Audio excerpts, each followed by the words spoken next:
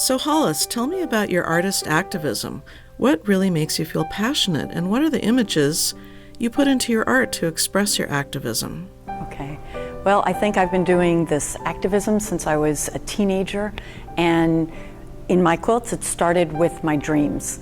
And so when I would have a dream about certain issues, I would then make them in my quilts and make that dream into my quilts. And this has kind of moved forward, and I actually stopped doing it for a couple of years and realized that I needed to do it. I was unhappy, and so I went back to doing it. And so most of the issues that I deal with are the environment or women's rights or people's voices, getting them to have a voice. That's really important to me. In particular, you seem to want to work with women and girls, or children's voices. Can you talk about that a little bit? Well, I do believe that women don't have the voice that they should have. In the United States, women are 51% of the population, and we're considered a minority. And I would really like to give a voice to that. And so in my work, what I'm really interested in doing is to be able to have art that pulls people in, and they don't quite realize that there is a statement there, that there's activism in it. And then once they're there and they're looking at it, they go, wow, this is really kind of interesting, talking about this or this or this. And it starts a discussion, because I think we need to bring this to the forefront. We need to talk about this more. And art can do that, because art can bring awareness. So, do you think people have two levels of interaction with your work? The initial art and image, and then perhaps they have a deeper emotional experience? I prefer that I would prefer if somebody didn't like my work, but at least react to it emotionally. So that means if somebody is walking by, I want to catch their eye first. And then when they go closer, I want them to be able to see the stitches and all the small details that I put in there that all have messages in them. And so I do hope that there are two different things. And then if there is a controversy there, or there is questioning, yes, that's what I would like them to do. I'm sure you get a lot of feedback about your work. Is there one story you can relate to us of somebody who gave you feedback about one of your activist works? I think that when we talk about feedback to my work, the biggest honor that I received was in 2004, when my quilt, Precious Water, won Best of Show. There was a big controversy about it, because it was actually a painted quilt it was then quilted after I did the painting with dyes on top of it. And I think it was the first time in Houston, there was a quilt on the front page of the Houston Chronicle, and it was above the fold, and it says, does quilter reap what she sows? Because they weren't sure, is this really a quilt? But that controversy brought a lot of people in to find out what was going on in the quilting world, and that was a real honor for me.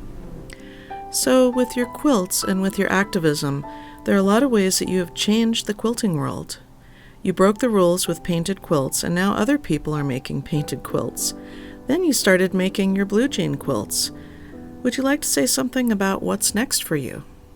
I started in the dye painting quilts. I started doing that 20 years ago. It's hard to believe it's been 20 years, but I started teaching that 20 years ago. And when I was first doing it, there were very few people doing realism, and I believe that it's given people permission to do realism in their art, and more people are doing that now.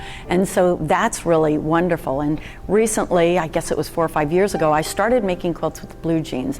And the reason I'm doing that is because I really believe that our water is such a serious issue in the world. And blue jeans take a lot of water to make, and then we're finished with them, we throw them away. I would much prefer taking those blue jeans and making them into something beautiful. So I often in my blue jean quilts work with issues on water. And so the exhibition, Water is Life, is all about how water affects the lives of women.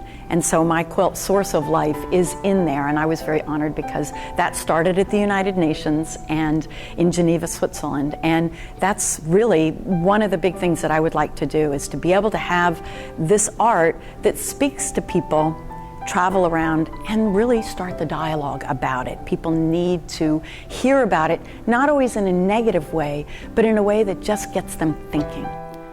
I know a lot of your quilts are about people's perceptions, like this one behind you. Can you say something about these quilts?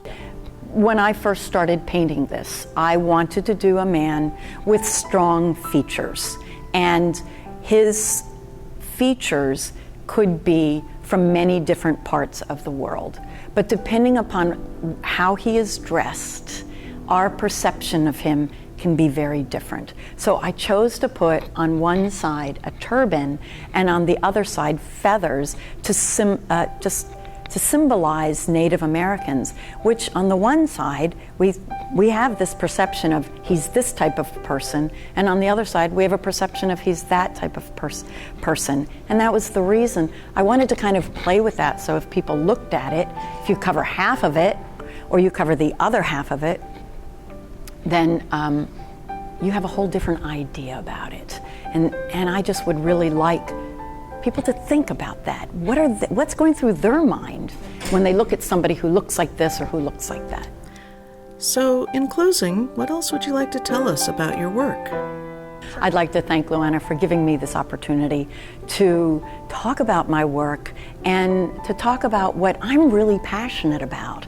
The fact that I can make something that comes from my heart and people will look at it and actually start to think and appreciate it, and it's just a real honor that they're that interested to look at my work. So thank you again for allowing me to talk about this.